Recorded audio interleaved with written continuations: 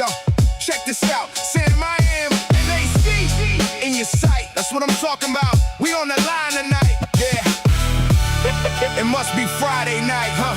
Check it, right?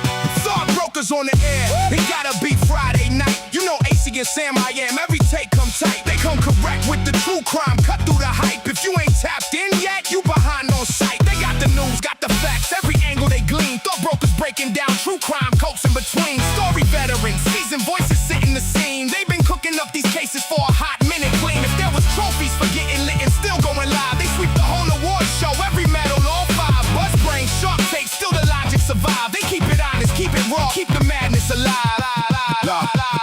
And it's not only news, it's the jokes that they choose. Words are hard. One-star strip clubs, they review the rules. Very passionate rundowns on them toys you can use. Amazon confessionals, pick a product and use. Alex murder, OJ headlines, Gypsy Rose in the file, twin flame scammers, Menendez on the case profile. People kidnapped, hoodwinked with a digital smile, scammed and straight up whack. It's in the docket on trial.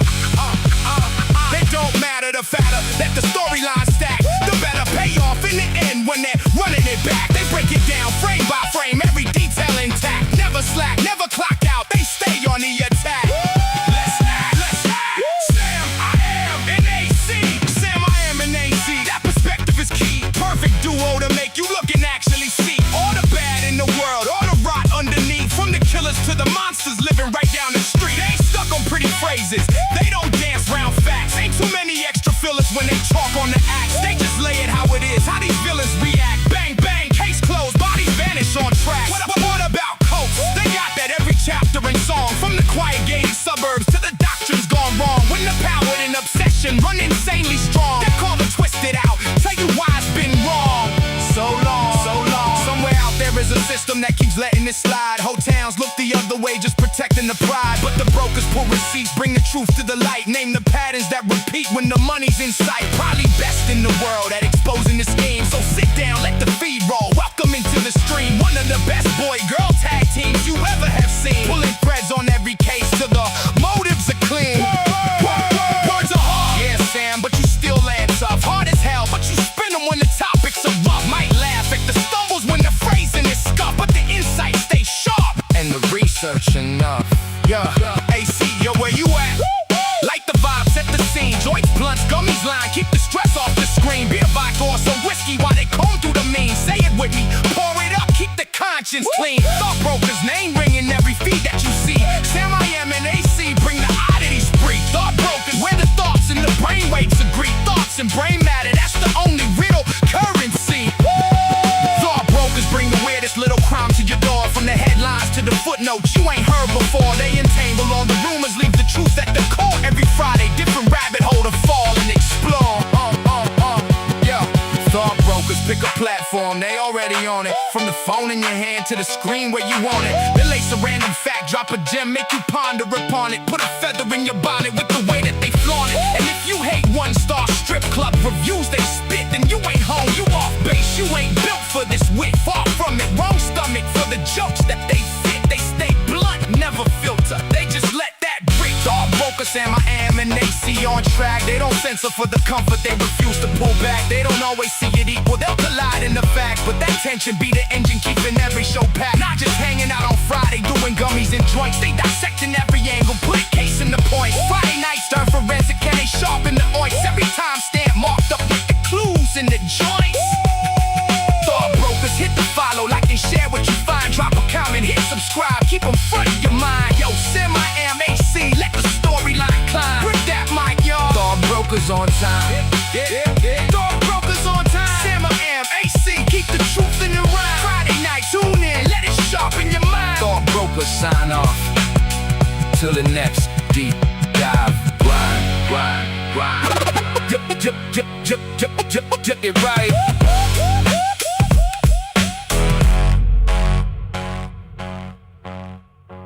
Yo, turn the microphone up. Yeah. All right. That's enough of that. That's enough. I of know. Well, I don't know why it didn't switch right away, but That was a bit indulgent. 4 minutes on a I was like, you know I what? kind of love it though. Lets people come in, get on our on the live. It's a Word. fucking sweet ass fucking song It too. is. It's fucking sweet. I I did mean, a. you're pretty awesome at that shit. Thanks, bro. No, you You're pretty are. awesome. I mean, Just released a song. Right. If I wasn't so pressed for time, I would have released the second song today onto the Telegram channel. right. I mean, But, you are just churning them. The inspiration has hit. it is well. Yes. I don't imagine. I have a lot more time on my hands. Yes. You know. So that was a catalyst, and also you got to be in a certain place in your. I don't know about anybody else, but for me to write things that matter at all, you have to kind of be in pain. You know what I mean? So Pain or joy. I mean, sometimes I've never written. you've never written for joy. In fact, I was in a different position with my band, right? About 10, 11 years ago. Yeah. With my band, and we had a rehearsal studio. We were. I had a girlfriend. Things were good. I was gainfully employed, Miami, blah blah whatever. Yeah. And the songs were okay. I like it. We made for what the amount of rehearsal that we did, I think I should have been better. But Sure. again, Cataclysm hits. Now it's like and it's like no band, like by myself. No, So, I mean they're fucking bangers. cool. Yeah, They are. I have So the Telegram channel has like 50 songs on there already. Yeah, they are bangers. They're really great. If you like that kind of stuff. But yeah, welcome to Thought Brokers. We were just having a conversation like you guys weren't here. Yeah, I mean that's kind of what we do, right? That's what we do. Okay, kind of, but the structure is real. It is. Today we're thinking about not revamping, but strengthening, tightening the bolts of the show, because there's so much information to get to, and I feel like there's only 2 hours to get it to with. So Yes. tightening the bolts and just behind the scenes stuff where you may or may not. I think hopefully, I mean, it's ultimately for them. May be able to see the difference. I'm sure the difference will be seen. Yeah. Yes. So tonight, this is weird, right? So this is number 8, right? We're the 8th. Yeah. Thought Brokers. Congratulations. We're almost at 10. At 10, we have to have a party. Maybe Yeah. a cookie, or maybe pizza. Maybe cookie. Pizza. Pizza. Maybe pizza. Maybe cookies. I don't know. So it's, there's a Netflix documentary, Samantha, called "Don't Pick Up the Phone," right?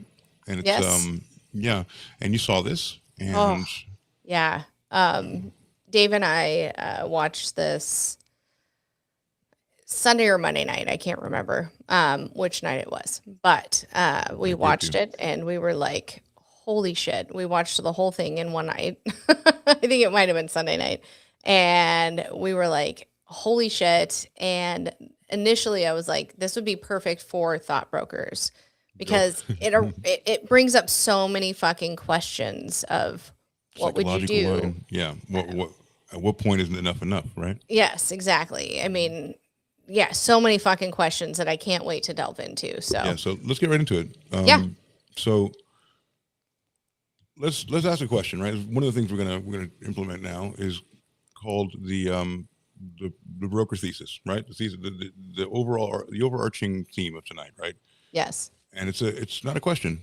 We ask those at the end of segments, but in the beginning, I think it's important to make a statement, and only one of us is going to do it, right? So I'm going to say that the most dangerous authority is one that we never verify.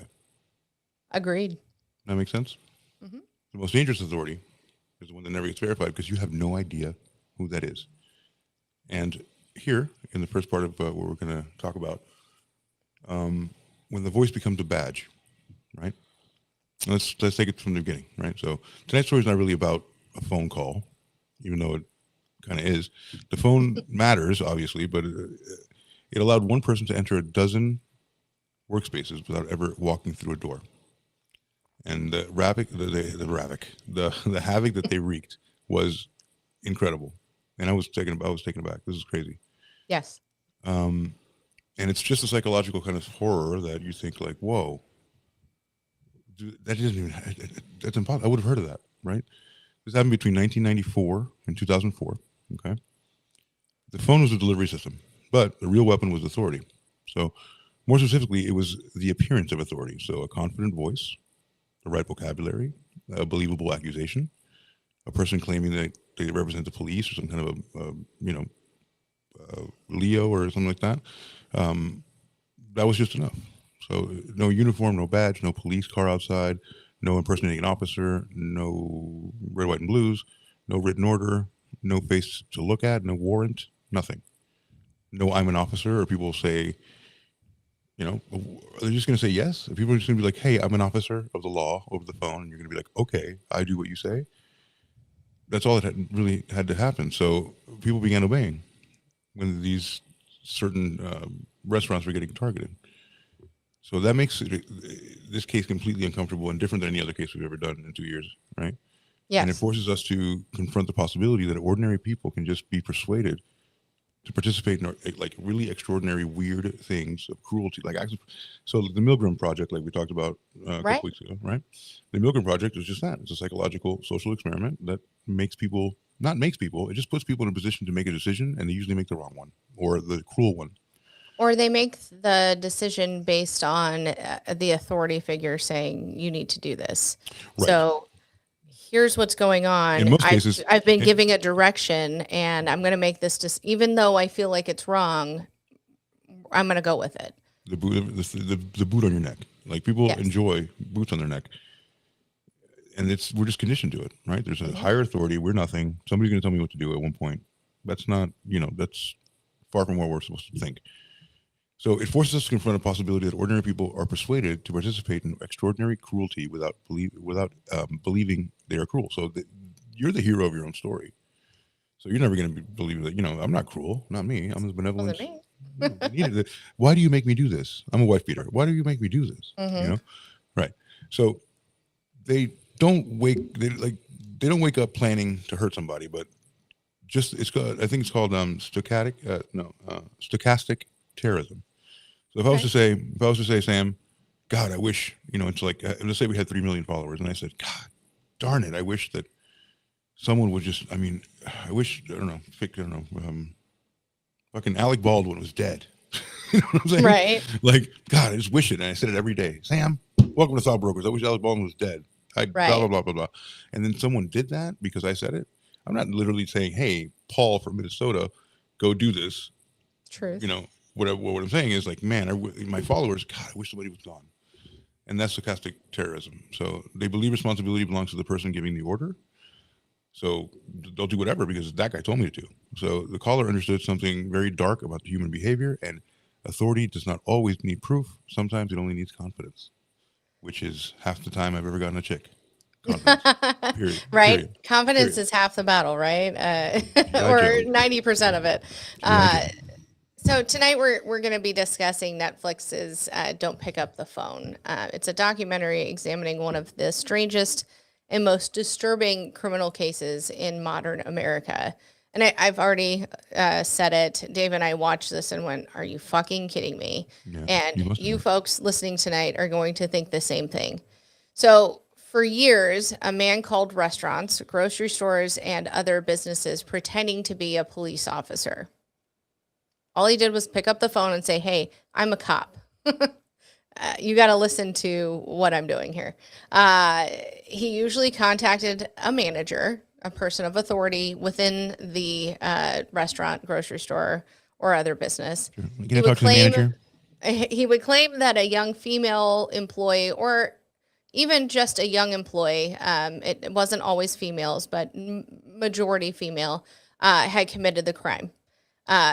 A vague description, small, petite, blonde or dark or brown hair, depending on the day, and usually there was someone fitting the bill, right? And they said he would go, maybe she had stolen a purse, maybe she had taken money, maybe the customer accused her of something. The details changed frequently or between each restaurant or each call. The structure did not. It was always the same. Let me describe vaguely someone that's probably working under your tutelage. Right. And you're going to go, oh, I think it's this person. Somebody's going to fit the bill on the shift. And then let's go from there. So the caller would describe someone just accurately enough, as I just said, to make the accusation sound real. Then he would tell the manager that the police were busy. We have time enough to call, but we're busy. And in the meantime, he needed the manager to cooperate with an investigation. That word matters. Cooperate. Right. You're now a part of the force. Right. So now I'm going, hey, I need you, buddy. We're gonna do this together. Yeah, I will special walk you mission. through it. You have, this authority because I've given it to you over the phone. Because he didn't begin by asking anyone to commit an assault. He began by asking them to help. Is why I think, and we'll go through this more, but I think that's why some people took the bait. He asked managers to bring the employee into the office. Okay, that seems benign and Sure. reasonable, right? I mean, until somebody says detain them, because you can't do that. Right. Well, to keep them there, maybe. I mean, we got to ask. Now search their belongings. Okay, well, that's fair if somebody's being accused in somewhat of a way.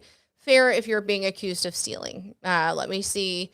Check your pockets. But then it gets kind of weird because then he asked to remove items of clothing. And eventually, in some cases, to do things that should have immediately been recognized as abusive, degrading, and criminal. Wow. So, I mean, seriously, thinking about this, okay, you get a call, it's the cops. Hey, we're busy, but why don't you come in or bring this person in? I'll stay on the phone with you, ask them if anything happened.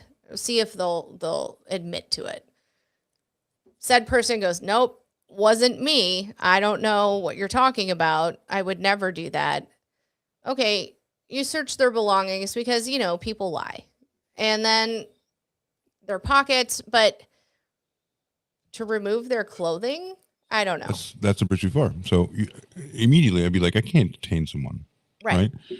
Nowadays, in 94, maybe it doesn't sound like 74 though, or 64. Like I feel like that's then what happened then? I mean, we lived through the 90s. I mean, you and I mean, we were in our The Wild formative West? years, Like, We were in detain our that person. teenage I years. will detain that person for you.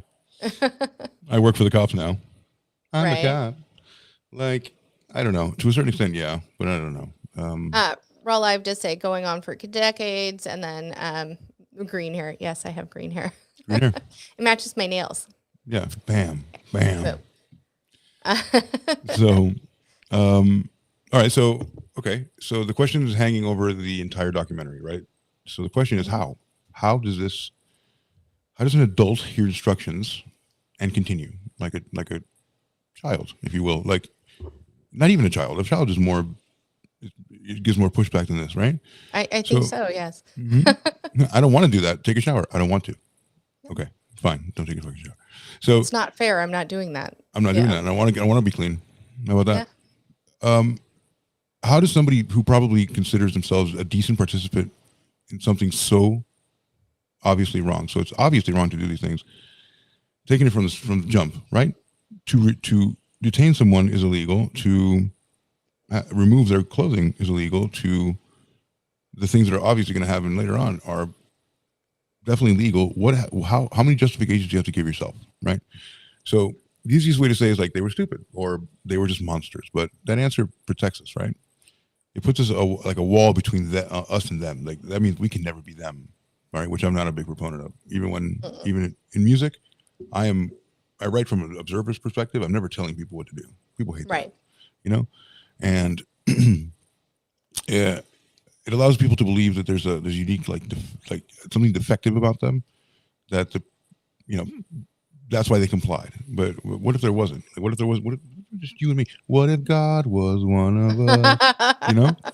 What if the caller was exploiting psychological machinery that exists in almost everyone?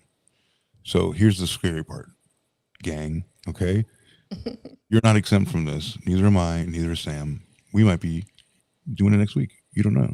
So everybody has fear of authority, fear of being blamed. Yay, right. You found the right show. Just look for the green hair and the white beard. Right. So everybody has an overall arching that is not exempt from anyone is fear of authority, fear of being blamed, fear of interfering in an investigation is huge. The instinct to finish what we start, the tendency to obey once we have already obeyed once. So in for a penny, in for a pound, right? Like you are right. You know, I'm pot committed. I've bet too much. I bet at the flop, the turn, and now I got it. The rivers. I got to go all in. I got to just see it through. Right. Yeah. So, not true, guys. You can always fold. That's bullshit. You can. So, yeah, and you should. So, yeah, that's a Vegas thing. Gotta Don't do that. know when right. to hold them. Gotta know when to hold them. Chicken. That's Kenny Rogers. Know when to Kenny walk Rogers away. Rogers. Know when to run. Yes, it is Kenny Rogers. All right. Well, Kenny Rogers chicken. Oh. Kenny Rogers chicken. So the tendency, it exponentially, like more likely you will obey again if you already obeyed just because you're in. And the real subject tonight, which is not simply what happened, but why people kept going, which is the most baffling fucking thing I've ever seen in my life, how you cannot put the brakes on that. Right. So either this is a phenomenon or that guy is a mentalist, the person that was making the phone calls. He knew something critically fundamental about the human brain. I agree. I mean, blew my fucking mind. So a critical fact is actually more than 70 businesses reportedly received calls following a similar pattern over roughly a decade. This was not one confused manager making one terrible decision. Right. It was a repeatable method. Horrible enough. This guy went, this worked once. I'm going to continue to do it. And if it doesn't work, I'm going to try again. Right. The epitome of supervillain, right? The guy's like, mwah, mwah, right. Seriously. Because he's not even doing the shit. He's not even getting the grapes. This he's is not even getting like nothing. Puppet Master. Right. You know what I mean?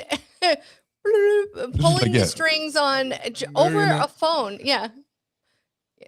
That reminds me of Bye Bye Bye. Bye Bye Bye. Yeah. No, different businesses, different employees, different managers, but the same outcome every time. Yeah. And that repetition, it's insane to me. But the repetition is important because once something works repeatedly, we cannot explain it away as one unusual personality. Right. I think that's the crux of it. The crux is that we can't explain it away if we do it twice. Once it's like, I'm sorry, but mentally we're like, how can I say that? Yeah. Fool me once, shame on me, or shame on you. Fool me twice, shame on me. Fool me thrice. Right. So the caller found a weakness in the structure of workplaces themselves. Managers are trained to take charge. So cop calls or supposed cop calls, and the manager goes, "Oh shit, not my fucking employee. Yeah, not on my shift. Not on my watch. Yeah, let me bring this person in." Right. Employees are trained to comply with said manager. I mean, we're going to take orders. We're going to, do what they say. They're an authority figure and sometimes mentors, depending on the situation. But, if you're a teenager, you're going to look at them as if they're, a parent or whatever. Businesses are trained to cooperate with the police. You will respect my authority. Right. Now I can't get that out of my head. You respect my authority. Also, people working long shifts are often tired, distracted, and under pressure. Like, okay, I've got this fucking phone call. I got to fucking figure it out. I've got 10 people standing in line. There's 50 burgers that I need to flip and get out. I still have to make money and do my job. And now I have to handle this too. And my pregnant fry cook called in. Right, exactly. What a bitch. Fucking what a bitch. Fucking whore. No, joking. Joking. No judgment here.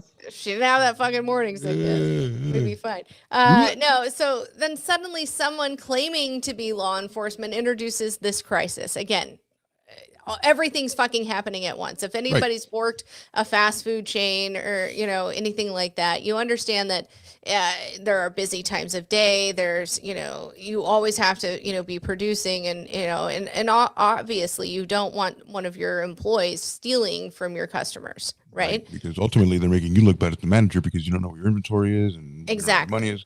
You're going to get canned. It's not going to be me. It's going to be you. Right. So there's no time to think. There's no lawyer in the room. There's no written policy sitting on open on the desk. You're just taking things as they come. And again, to be fair, between 94 and 2004, the internet was brand baby new. You know what I mean? Pretty much nobody had access to it until, later in the 90s, not nobody, but it wasn't. Everybody didn't have it like we do now. We don't have them on our phones. Things like that. But it's just really a voice saying, this is serious. You need to act now. Do not let this person leave. Should I do what somebody on the phone says to do? I'm a manager at McDonald's. But if you think about it, the technology that we have today is not what was back then. I mean, 2004, 2006 was like when MySpace started, right? When was that? You know what I mean? Things like that were brand new. I've had this YouTube channel. Some people are watching it on for 19 years. That's insane. 19 years. So 2006. Yeah. So, just to think about it that way, it's not like, I get a fucking spam fucking text on my phone now or a phone call and I'm like, fuck you, hang up or delete and report as junk. Back then, I think we weren't as conditioned to see the insidious nature of people. We didn't have an Oracle. Right. Agree. So we didn't have like a handheld, like the thing from Star Trek that everybody wanted. We have a comm. Yeah. Stardate. ChatGPT. Agreed. So and there's no urgency in the verification. There's no urgency in the verification because am I at the right spot? Yeah, right. When people feel like they have time, they ask questions, right? And then people feel rushed. They look for instructions. The caller created the urgency first, which is the urgency. Who initiates it is the one who really drives the conversation. And so the caller created urgency first, and like I said, and then he presented himself as a solution immediately. People still use MySpace. That is true, Raw Live, absolutely. Which is incredible to me. Because what the fuck? Like, I want a MySpace. Can we go there now? I have never used it after Facebook became Is it going to play my song? First of all, can I get my old account back? What happened to my account? You might be able to if you have that same email and can remember shit. I do not. I don't think you made it. Did you make it with an email? I don't think you did. I think so. Yeah, I'm pretty sure. Did you make MySpace with an email? Yeah, pretty sure. How about that book you're writing? I'm pretty sure that's all we had back then. It's not like we put it in our phones. But I remember it was on our desktops. Remember the day that they were like, it's prodigy.com or AOL.com? But do you remember the day that Gmail came out? And it was like a big deal. It was like, it's invite only. I don't remember when Gmail came out, to be honest. I remember AOL. Back in the day, my dad worked for the phone company, and I think I was probably 15 or 16. We had it earlier than when I was 15 or 16, but we had, AOL before like any of my friends ever had it. And I remember getting in chat rooms and, fucking creepy old guys were like, age, sex, and location and not even thinking about it. You'd be like, I'm 16 and I'm a female and I'm in Nebraska. You know what I mean? Yeah. And how many times did I was like, as a 15-year-old kid sitting at the chat rooms, entertain 41-year-old men as women. Right. I mean, Like, yeah, I can say I'm anything. it was the wild, wild west back Yeah. in the day of the Yeah. internet. You know what I mean? Melissa, 21, Right. Tuskegee. I don't know. Right. Sure. It's Whatever. okay. Whatever. So, It's safe. It's fucked fine. up. Go hang So out on fucked it. up. MySpace. It'll tie up your phone line forever. And if somebody picks up the phone, I had better luck on MySpace and then the other site. It's true. Because you know why? Because you had your fucking your song on there, dude. As soon as they click on your page, I know that you like Young Guns or whatever. You know, like Blazing Saddles, or whatever your favorite song was back then. Mine was. Yours was. back in 2000, when was it? 2006 when that came out, No, roundabout. No, it was before that. What, MySpace? It died. We were just talking about this case, and then we got derailed by Raw Live, but it's okay. I know, Jesus Christ. It's okay. We have a lot to get to, but now I need to know what MySpace is all about. 2003. Yeah. Okay. Yeah, motherfucker. MySpace. I don't even remember putting a song up there. I do. MySpace? I also remember I was married and when I first got onto MySpace, I was married to my second husband, and I had littles, and I remember an old flame reaching out to me through that and getting me in trouble with my current husband, or my husband at the time, because they were like, "I've loved you forever," and I'm like, "I didn't ask for this. What is this thing that That's everybody true. can see?" It's true what he said. He had to use a scanner to share pics. Absolutely, yeah. And that was fucking crazy. And if you had a scanner and you were like uploading pics to your page, you were balling. Right. Balling. Yeah, Okay. you couldn't just fucking snap a pic with your phone. No, what phone? Texting was barely a thing back then. With your Motorola Razr? And you had to fucking pay per text. You did. Oh my God. Unless you had an unlimited plan. I never had a sidekick. I never had that. Oh, I did at one point. You had a sidekick? The thing was just like fucking Yeah. click. T-Mobile. Funny, quick side story. I bought one for my oldest daughter when she was, I don't know, probably 13. And I went into Verizon and said, "Hey, I need an unlimited plan because back then it wasn't everybody's unlimited on text. No. I need an unlimited plan because she's a teenager." And they were like, "Yep, this is great." The first fucking bill I got was astronomical because they forgot to put it on there. I'm like, "You motherfuckers. Sons of bitches. I told you it's fucking unlimited. Did you not think this child, you You went owe in us there for a 100 specific reason." $1 million. Yeah, no, I do not. So fuck that, right? Right. And MySpace is real. And here is. Did you ever wonder how to get your old MySpace? I'm gonna bless them. Check this out. Captions, and then we're gonna go ticker, paste, and then add. Look at this, guys. Oh right my goodness. That right here is going to be the time machine where you can actually grab that. I don't know, pause it, whatever. Right. Figure it out. Take a picture with ChatGPT, right? Right. And then, which is what I do always. Take a picture with ChatGPT and then tell them I want to go there, and that's how that's how you see your old. Oh your old my thing. goodness. Yep. MySpace.com, your MySpace URL. Yeah. So anyway, that's how you do it. I wanted to bless the old people. So.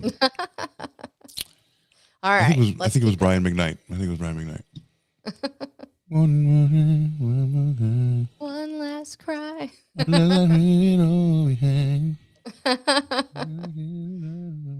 I couldn't tell you back then what it was for me. Oh man, I was just trying to put my fingers in people. We were very young. In people. Okay, so let me get down to this part here. Oh, why do you keep doing that? That's not cool. Okay, thank you. So, I think I stopped right here where it says like the urgency and all of that. Wow, it doesn't let me go down here. What's wrong? Oh. I think we were obedience is the safest path. Yeah, it just doesn't let me go down there because it's actually narrating. It's hearing me narrate and it's typing, so it wouldn't let me go down. Yeah. That's fun.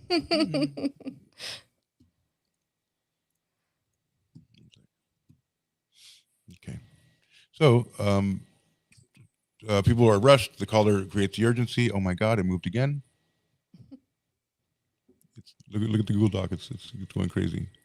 It's not on my end. Dictation. I need to take dictation. It's going to save that way. That's the thing. It's going to suck. Okay, so I don't want dictation. Thank you. How do I take this off? Flight mode. Standard, I don't know. Standard, sure. All right, fuck. So, Raw Life said best phone ever. Free nights and weekends. Bro. The sidekick. That was a fucking thing too. free nights and weekends, you're like waiting for night to happen. You're like, hold on, it's past 7:00. I'm good. So I'm not So going the to old use this smell Google Doc. test. Okay. I'm not going to be able to use this Google Doc because I have to put my cursor on something. So this is so fucked up. Can you click into it again? Oh my god, this is insane. I have to choose between the microphone and like the Google Doc. It's nuts. The things that happen to me, man. That's crazy because swear to I'm God. using both and I'm fine. But you're not on dictation. I like to No, when I speak to my computer and then I can't take it off. Oh. So man, when you take over again, I'll do it. So Okay. so look, So we're close. yeah. So why don't you just do the last part I'll there just for me? yeah. I apologize. So so again, obedience would be the safest path in that respect. That's what people think. So think about it. The most dangerous authority is the one we never verify. We've said it at the beginning, at the top of the show. We're going to say it now. I mean, that is going to be the crux of this show and what we're going to deep dive into. And before we get deeper into the case, AC and to me, what was your first reaction when you were watching this documentary or reading about it? I couldn't believe it. Right. I couldn't believe it because it's so specifically like something that you just wouldn't. I don't know. Would we fall for it today? And that was a little bit unbelievable to me. If you would told me like turn of the century, it just seems so antiquated. Like something that, like hello, yeah, how many people have a phone? Right. I don't And know, how many 10 people are going to Yeah, answer call said number 5. phone? Now, well, I mean, you're And going to then answer the phone at the during- store. You always are. You know what I mean? Right. There's going to be a landline for whatever business it may be. I would like to think at, I don't know, back then I would have gone, fuck off, click. You know what I mean? Right. And the click, right. When Yeah. Dave and I were watching this, watching the documentary, we were like, "Are you fucking kidding me? Why are they doing this?" Especially with Why are you the dumb? lengths Why are you that so we'll stupid? discuss in a bit of where it Yeah, went, incredulous, especially with the incredulous. one case. So Incredulous. were you angry at the caller? Yeah, No. absolutely. I was so angry. Or the I was managers? so fucking angry at the guy. Oh my god! I mean, I wasn't after a while. I wasn't as angry at the caller because now I realize why you did it because you can. Right. Like, you know what I'm saying? Like, I'm not as mad as the person going, "Yup, okay, you want me to, okay, okay." Like, what? Right? What the fuck are you doing? What? I was so mad at the callers or sorry, not the caller. I was mad at the caller as well, but I was so mad at the managers and. Do you think the caller was like this? Right. Okay, now. Well, okay, and then you can hear what's going on in the background, but also, I mean, and we'll get into more of it, but I feel like, I mean, this had to have been a kink or something, right? Hi, I am Dave's brother. But also, Pointy. did you find yourself trying to understand how the managers could possibly believe him? Yes. All of it was incredulous to me. The fact that they fell for it, the beginning is fine because hi, it's the police department and it's confident tone and you are exuding the presence that you want to have. You're leading the conversation in sales. I understand that. Sure. To the point where, but at one point, like, okay, now do specifically, like, you cannot detain anyone. No. That's not like, everyone knows that. I can't stop you or Donnie or anybody from leaving anywhere. Donnie would hit me, right? And I would expect him to. So if you can't detain someone, they're right there. That logic. Okay, but think about it as okay. So as the manager, you already have this authority, and you're imposing it on a teenage girl or boy because there was a couple of instances in Massachusetts where it happened to boys. on top of it, it's children. Yeah. But they're You know? teenagers, so they're almost legal, right? Right. Right. But you're imposing this authority, and if you think about the mindset of the mid '90s to early 2000s, it's I'm the authority figure. You're going to do what I say. Blah blah blah. Now you have This a is how bigger we do authority it. figure coming in and going, you need to do this, and I'm going. You've got to think. It's middle management, like the Yeah. middle management problem. It's like I have authority, but I don't have a lot of authority, and I want to But get now more I feel authority. like the fucking man, right? Right. Right. Right. Now I helped them. You're part of the squad, Yeah. bro. You made the bust of a bust of the 15-year-old kid stealing what? A couple Right, dollars so- out of her purse, but if you know your employees, and that's kind of where my brain went. If you know your employees, the one that was kind of the main focus of this documentary, that girl was there to make money because her mom had cancer and she had to support her family and do all the things. And I mean, if you look at your employees and you actually know them, would you actually think that they did that? I mean, to me, that is where It wouldn't work in a smaller town because everybody knows each other. I mean, I you think know? it did work in smaller towns more so I than mean, how small were these towns? fairly small. This was in Kentucky, the McDonald's Kentucky. I one. know that wasn't small. It was a fairly Yeah. small town. Even the sheriff there knew the girl's dad and all the things. Maybe that came out wrong. Like, I guess I want to ask, like, well, if it was a city, Mhm. what would the same result, or do you think there'd be more street smart? I about it? think, to be fair, I think they would be more street smart about it. I think they would go. I'd be like, nah, bro. And I also, All right. I think what the caller did was go, I'm gonna call 100 fucking people, We're gonna play the and numbers. some of them or Yeah. whatever, you know what I mean. We're gonna play. If 10 of them agree, now I've got, I still win. I'm gonna get hung Right. up on probably. It's the same thing Yeah. as telemarketing. Fucking If smile you and make- if dial. you If make they sell 10 you, no, calls, you fucking you rebuttal until they hang up, and if they do, you It's fucking the call somebody fucking- else. It's science. Yeah. Science. If 9 people hang up, the 10th person Yeah. will get it. There's no I mean, question. it really is just that. It really is. It's just that. So So when you hear a person speaking of confidence and using official language, how quickly do you think people begin filling in the missing proof for themselves? immediately. People love boots on their neck.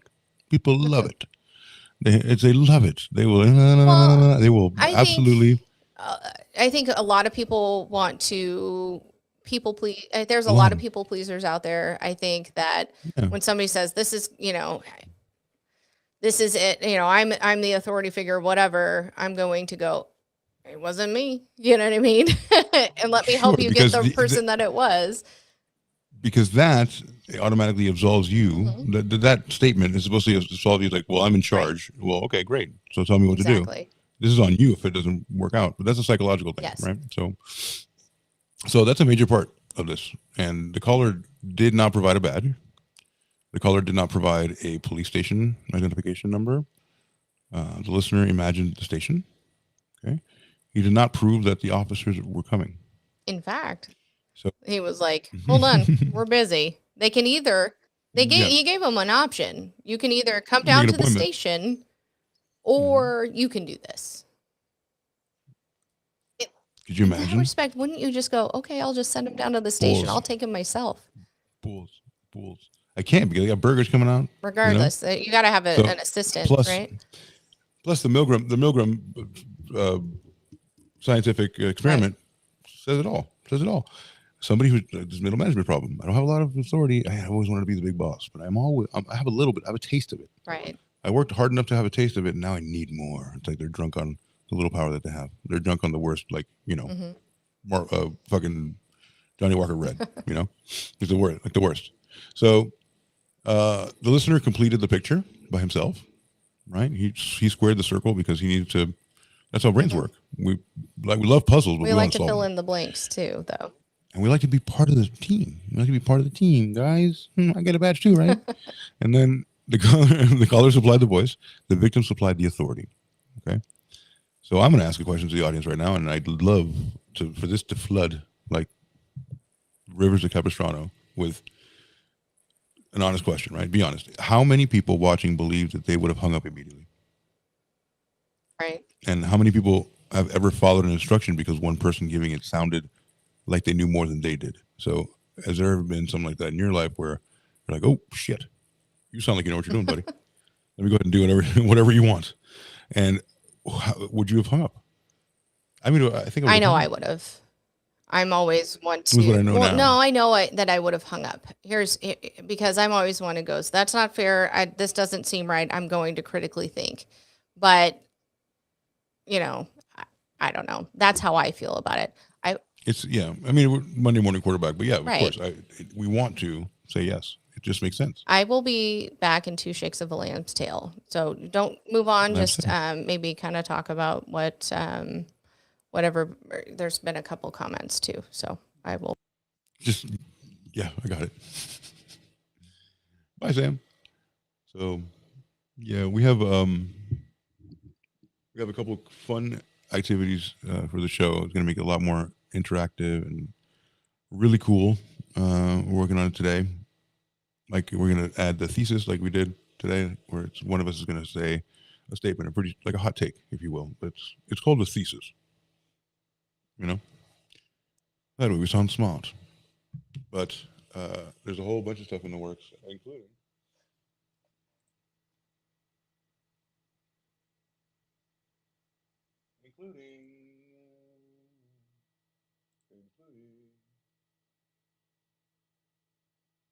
so there's going to be like critical facts. You know, we're going to say some critical facts, and then psychology corner, which is like when we really hone down on a guy or a gal that's really lost their mind.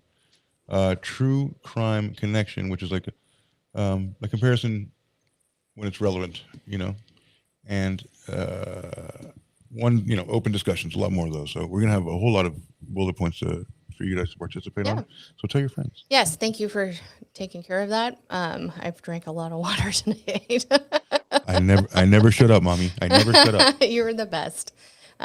Like you taught me. All right. So now we're going to kind of talk about the staircase of compliance here. So the caller's method depended on progression. He didn't begin with the most extreme demand. It was very benign. He built toward it. So first, bring the employee into the office. That sounds plausible. Easy enough. We can do that. And let me interject here. It's true. If it would have been from the bottom all the way to the highest, and then that's when you get hung up on a higher clip. Madness is a staircase. It is. You know what I'm saying? Like this is Yeah. So I mean, bring the employee to the office sounds plausible. The manager might do that during any workplace investigation. So now what? Then ask about the accusation. Still plausible. I've got a cop on the phone. They said you stole said purse or money or $50 or whatever it may be. Now you search their pockets. Search her purse. Okay, again, still fairly plausible. You can't do that, but okay. I mean, you know, whatever. Sure. In the progression of things, they're going, okay, well, this seems still a little benign, you know. Yeah. Mm-hmm. And then you check whether they have stolen property. Each instruction moves slightly beyond the one before. Then their requests become more invasive. Hence the staircase. Search their clothing. Search them. What is it? Fucking search the crevices. What are the cavities? Open them up. Right. Then remove an item of clothing. Check underneath it. We're playing strip poker over here. So I lost. Remove more clothing. Again, at this point, I'm going, no, I will send them down and we'll have a female officer or, you know what I mean, do this. This does not seem right to me. Because look, even at that point, if you're doing it to a female and you're a male, what's worse? This lawsuit that we're about to engage in or the one that I'm not going to help them get? You know what I'm saying? So at that point, what are you weighing? That seems dumb to me. Then you keep them from leaving. Again, they remove more clothing. You keep them from leaving. Bring another adult Right? into the room. Restrain them. You continue bring to another follow adult to the gangbang. instructions, which is again asinine. Asinine. Another bukkake participant. By the time the situation becomes unmistakably abusive, the people involved have already completed several earlier steps. So again, like we talked about, you're doubling down. You're not folding. You're gonna fucking see it to the end, even though you're gonna fucking lose your fucking house. Close the fucking loop. I want to close this loop. Right. They are no longer deciding whether to participate. They're deciding whether to stop participating. And that's when, and psychology, and psychology, those are two very different decisions. Am I going to continue or am I going to stop? If I say stop, if I'm going to stop, what is that? What are the repercussions on me now? And I think that could have, but again, the runaway train idea. Right. It's like, well, I can't stop it now. It's, I can't go under 50 miles an hour. My heart will explode or whatever speed was. Well, yeah. Do some more cocaine or whatever. So, it's fun. Okay. All right, Sandra Bullock, I will. Sandy Bullock, try me. So yeah, I mean, you're totally right. So starting something requires one decision, and stopping it requires admitting that every previous decision was wrong. So that's the problem. It was a cascade effect. If I put the brakes on, all those people in the back fly forward through the window. And those are my decisions. Now, this is so much easier. Not because you can hit it all the way to the end. You just bash them, and then we're all gonna hit the wall together. I think that's what I call right. So, so they have detained this. So imagine the manager after the first few instructions. Okay, so they have her detained as an employee. They haven't accused her. They have searched her belongings. So they've detained her. They've accused her. They searched her belongings so far. They have ordered her to comply. At that point, hanging up doesn't simply end the call. Like there's more happening, right? Now he's gonna be left with the bag. Right. Think about it. All right. Now I have a traumatized girl with no clothes on in my McDonald's. Right. So like, I can't think of anything sexier. And I don't know if this comes up later, but one of the things that they did initially after having her take off her clothes was they were instructed to take her keys out to her car so that if she was to have to leave or was to leave, she had to walk through the restaurant naked. Keys and clothes. Sorry. Picked up the keys and the fucking clothes and said, we're going to put them in your car for later. And they obviously did this during working hours. I mean, it was a busy time of day. Yeah. Yeah. I need 4 Big Macs. What are you doing naked here? Why are you naked? So, all right. They've ordered to comply. They have so hanging up is a lot more complicated than what it seems. At this point, but just hang up, bro. Well, now you got to deal with Cindy. You traumatized her. So, everything was wrong up to that point, and it makes you confront a bunch of possibilities. If he's not a police officer, what have I just done? Is the question, right? If he has to ask the prior question, this one becomes relevant. And then you're like, oh my God, what have I done? He has to face something head on that he didn't he's not equipped to handle that. So nobody is. And so instead of confronting the possibility that the mind begins defending the decision. So this is the wonderful world of cognitive dissonance, right? Like, I'm going to defend my position here because I'm so right and entrenched in what I've done. I can't possibly go backwards. That's unforgivable. The very definition of digging your heels in, Yeah. Yeah. So, come on. So he sounds legitimate, right? You can start thinking to yourself, like, he sounds legitimate. He knows the details of this person. Who would do this? I've already gone this far. Surely he must be real. But the caller's power grows with every instruction the manager follows. So it's chaos is a ladder, right? So as Littlefinger says, not because it becomes more convincing, because the manager becomes more invested, and he knows that. Like the poker analogy you were making, right? So you've bet every single bet, and now you have a shitty hand. You You've been bet the bluffing the whole farm. time. You better lay down the pair of threes, bro. Right. You know what I'm saying? So the manager's more and more invested, and that's it. He's hanging on. He's going to the next step, no matter what. Yeah, and it's important to understand how ordinary each individual step can sound when separated from the final outcome. The manager asking an employee to step into the office is not automatically suspicious. The manager asking about missing property, also pretty innocuous, not automatically suspicious. Right. Yeah, blah.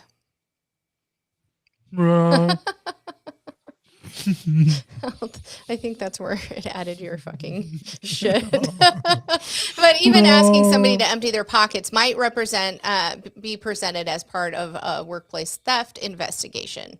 Again, emptying, if I turn out my pockets and go, I don't have it, I mean, that's still not overstepping, right? But once the employee, but those actions create the momentum, right? It depends. It depends now. There's something called a fucking power dynamic where true. it's different. It's different if an imposing guy does it to a smaller woman, or or a younger, underage woman. That's certainly intimidation, and it's just absolutely. I mean, but again, if so, say I had an employee and I get a call, hey, this person matching this description, they said a customer said they took $50, and it would be okay up until the point of of turning out the pockets would be kind of reasonable to go, okay, do you have an extra $50? But do you know if they had a $50 bill in their fucking pocket anyway? You don't know. So it's a self-fulfilling prophecy. Like it's you can't just go around doing that. That's why there's two process. Again, 90s, early 2000s. I can't say. I don't know. I'm retarded. I think at that point we were still. I don't know. I don't. I'm trying to explain it away. There's no excuse here. I want you. I want you to. It's super interesting. But once the employee is isolated, that caller is now controlling the pace. Once the manager has accepted the accusation, every denial from the employee words are hard, begin to sound like proof of guilt. Words. Like, I didn't fucking do it. Especially if they talk like that. I think doth protest too much is what, you know what I mean? So the employee says, I didn't do anything. The caller says, this is what they would say. The employee becomes trapped inside a story they did not create, and anything that they say can be interpreted against them. That's right. What a hellish nightmare. Yeah. What a hellscape. My God. And that's one of the cruelest parts by far of the accusation, because once people decide you're guilty, trust me, look at this face. Yeah. Once people think you're guilty forever. No, I get it. Yep. It's happened to me forever. It's also possible he had a secret attraction. That's true. Yeah. To the caller? The manager maybe had a secret attraction to the employee. Already in love with I'm already in love with you. I'll do whatever you want. I'll do anything you like. Just don't hurt me. Okay, so your behavior gets rewritten. Also, when you're the villain, you're like, after a while, you're just like, you know what, bro? I am the fucking villain. Right. And you just snap, right? So if you're calm, you're cold. If you're upset, you're unstable. If you're Karen Reed, right? If you cooperate, you must be hiding something. If you resist, you look guilty. What step do you take? Back down, right, select. Damned if you do, damned if you don't on this one. Between a rock and a hard place. Penis. And then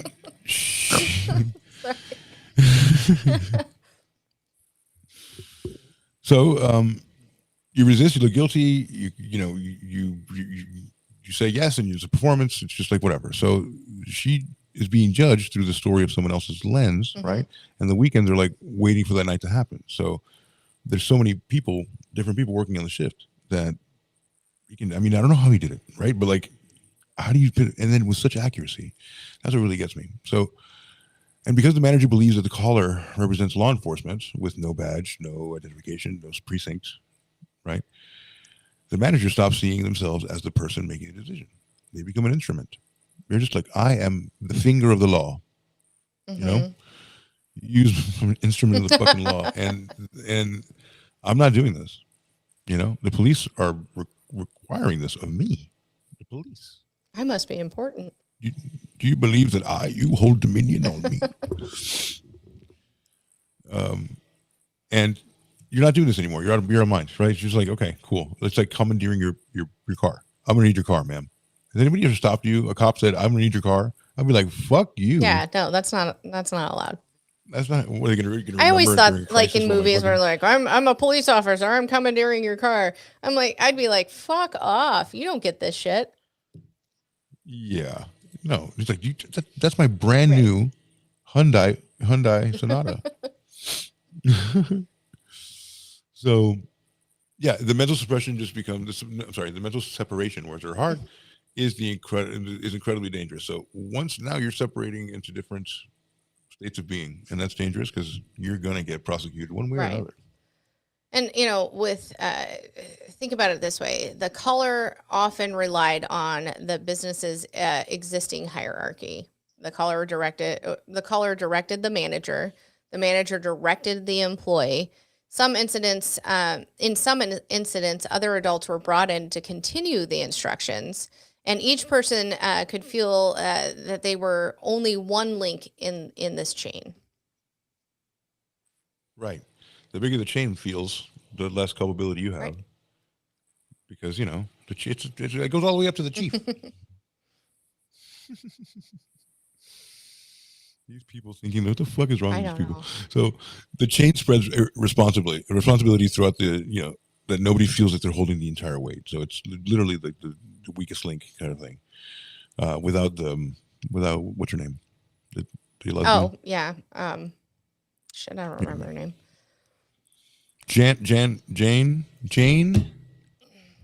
Well, that wasn't the weakest link. Yeah, no, she bought it. Oh, you're right. Yeah. Anyway, so the caller says basically now that everybody, you know, Jane Lynch, goddammit, she's in fucking my favorite movie, goddammit, the pet one, fucking Best in Show. I like that. Yeah, that's it. Game over. Yeah. Raw life. Name, badge, and number. That's that question. It's game over. Yeah, that's what happens. That's what you're supposed to do. And then, you're resisting arrest now one of these days. Go ahead. Let's go ahead and read that before I go on. Read what?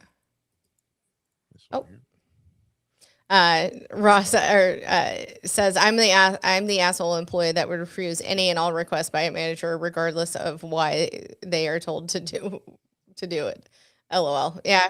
Show me the chain of command. Also, I am Dave's brother, Donnie, says some other points because I'm a bastard are talking. We are talking a middle-aged McDonald's manager in Kentucky. The main thing that surprises me that it wasn't his sister. Sorry, words are hard for me today. But you're not wrong. You know what I mean? Yeah. What do you want me to do with her again? Tie her up. She's already tied up. I already fucking did that. She's been tied up in the back. I don't know. We like to do that. Just a normal Saturday. So it's a pig. So for whatever reason. So the manager says, okay, so the caller says, I'm only giving instructions. And the manager says, I'm only cooperating with police. The second adult says, I'm only helping the manager. The employee complies because she believes she has no choice. It's perfect. Yeah. It's perfect. Everybody feels trapped by someone above them, and there's no one above them. But eventually somebody has to ask, where does authority actually begin? That's a great question. This is good for you and everyone. Donnie, right? I'm looking at you. I don't know why, but where does authority begin? Like, because of the person at the top of this imagery, I'm sorry, this whole chain, right? There, imagine you're thinking, right? Yeah, but you're thinking about the image of a chain. Who's at the top of this chain? Who is going to come up with what? It's built on air. You Yeah. know what I'm saying? It's a Ponzi scheme. It is. It's a Ponzi scheme. It's a mental Ponzi scheme. Epiphany. So, oh, there's our first psychology corner. Woohoo. So excited. We should have something for that. We should have a what? Oh, yeah, a sound. Just Yes. like this. Do you hear this? Ta-da! Psychology corner. the first psychological idea is called foot in the door technique. The names come from the images of the salespeople placing the foot in the door. You know, when you get like a traveling salesman, right? You got to buy this vacuum, and they do not need you to buy the product immediately. They only need you to not close the door, because in plain English, a person is more likely to agree to a large request after agreeing to a small one. So that's why you always get a bunch of yeses before you get that last yes in sales. That's a typical sales technique. Yes. And this is what you need, yes? Right. And you said that you needed this much coverage. Right. Yes? Right. So you get to guess. Say, yes? Because you said this, not me. So the person is more likely to do a larger request if you ask them for a small one. The first request changes the relationship completely. The relationship now shifts into like a transactional relationship. Before there was no, merchandising. There's no, you're not a merchant with this person. You are not trading. But now you're an active trader. Excuse me. And before the first request, you are deciding whether to participate, right? But now, after in this case, the caller, like you already become a participant. So in this case, the caller might begin with like a bring the employee into the office, then ask her to empty her pocket, then search her belongings, then have her remove an item of clothing. Each request presenting a small extension of the previous request. The manager is no longer comparing the length of each, in between the steps. That's a big leap. Yeah. Who cares a shit? I got to get back to my job. I want to be a good person. And then that's how the staircase basically is constructed. It's small leaps, but it's big enough to make significant ground quickly. And if you're like comparing, like I said, the step before it, it's just, it might be small, it might be big. That's what I really wanted to know. I want to know every single question in the steps. That's what I'd love to, and then like feed it to ChatGPT and tell me how big. Like I want a chart. Right. You know what I mean? Like a pie chart, and that's basically how it is. So you don't notice how high you have climbed when you're the only one looking at the next step. Agreed. So you're not even looking down. You're just looking. You're like, oh, what do I do now? Just this little. What do I do now? So just take her shirt off, obviously. Oh, it's insane. So it is the difference between hearing the entire sequence at once and hearing just one instruction at a time. If the caller had opened by saying, I want you to detain the employee, force her to remove her clothes, and let another adult control her movements, most people would have immediately recognized the danger. So I'm not going to be, sorry. What? I think there's some wonky words in here. Oh yeah, there are, because remember I was talking all over this thing? they're kind of intermixed told you into it was all of gonna this. Bite us in the ass. So they would not be able to immediately recognize the danger. He divided it into smaller pieces. Each piece softened the next one. Right, and this shows up outside of the crime as well. So a manipulative person does not begin with a relationship with saying, I plan to control you. I mean, and we've talked about this ad nauseum within, absolutely. between the other show and here. Your framework, yeah, for sure. But that is how it no, happens. you're right. It's in little increments. Sam, you just don't realize it's happening. Sam, I'm going to own, that's what Dave said. Remember, he goes, Right. Sam, I'm going to own you. Everything you do, talk to, where you go, your location, everything. You'll be triangulated through cell phone towers. It begins smaller. Why did you text me back? Right. Answer me. I don't trust that friend, or maybe you should not wear times. that, or why are you wearing that? Why is your hair green? Yeah. Each demand prepares the ground for the next one. So the same happens with these fraudulent, like salesmen, right? So in abusive workplaces, cults, online scams, the first requests are rarely just a request. It's like something really attainable to get a yes. Will you move? Okay. Once you move, how far can you be moved? You know, make a move, bitch. Right. How far you gonna move, bitch? Right. So, hey, Jamie, what's up? Grooming 101 says we're all live. Hey. That's right. That's true. It's true. I'm going to implement that in my grooming. I love you too, Jamie. So, a question to you, Samantha. Yes. I like to call you that every once in a while. Where do you think the first truly unacceptable step occurs? Is it when the employee is brought into the office? When the manager agrees to search her? When clothing is involved? Or is the problem already present the moment that the manager accepts the police order without verifying and speaking? I think it's the moment they accept it, to be honest. In the way the question was posed to the manager, it was a police officer. I've got a report that your employee stole. You can either help me or they can come down to the station. And in that respect, I would go, why would I need to help? You're the police. I'm sending them down to the station, or I'll bring them You myself. have friends. You know what I mean? Yeah. Aren't you guys a big Right. club? I'm just saying. That's how I would go with it. What about you? You know what? I'll be even generous with this. I would say, like when it's time to like detain. I keep saying that. You know, like if I have to detain you or put my hands on you or like physically block you from something, that's when I feel like it's egregious. Like none of it would happen, but if I was to be dumb enough to think that like, okay, you know, I could, like, I could see I'm not a big fan of the police bringing anyway. them into question. Like, hey, they're saying this is, was this you? Out of fear. I could see that maybe, but after that, if it goes further, I don't understand. I'll go super generous. Hey, you know what? I was brought to my attention. I haven't verified them as the actual police, but at that point, I'd be like, then why are you talking to me? Yeah. You know, it's like it's redundant. It's right. dumb. Yeah. So fear rules the world. Fear rules everything around me. Cream. If you really think about it, you're not wrong. It's true. It's true. The military-industrial complex based on fear of what? Everything. Killing each other, of total annihilation. Right. It's dumb. So. Yeah. So for me, the failure begins before the strip search. The moment someone claiming to be police asks a civilian manager to conduct a physical search, that should trigger a verification step. Ask for a name, a badge number. I think said that Frankie J already said that. Ask for a badge number. Call the police department directly. I mean, we all know now. Like if you get a fucking how many times, and it happens quite a bit, where a text will come across. I'm the police. No, I'm not. A text will come across your phone and it'll be like, you owe a toll or you owe this or whatever. You know what I mean? I know.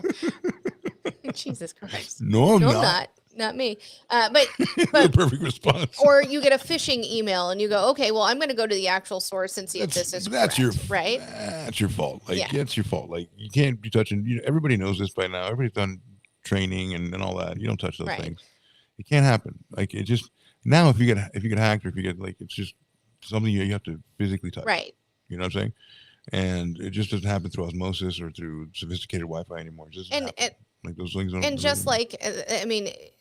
In that instance, again, because internet wasn't as prevalent, don't use the phone number supplied by the caller. Call the actual fucking police department. You've got the. You know what I would say? I'd be like, oh my God, I'll call 911. Right. Click. Or the non-emergency number for your area. I mean, don't assume. At the very least.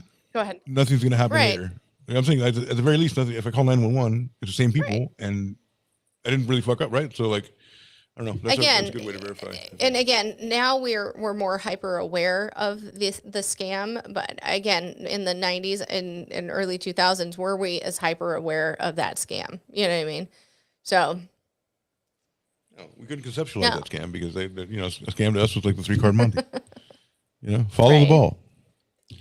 So that distinction matters a whole lot because, the breaking point should not be like how far into the abuse am I willing to go. It's the breaking point should be what gives this person the right to issue the first instruction. Agreed.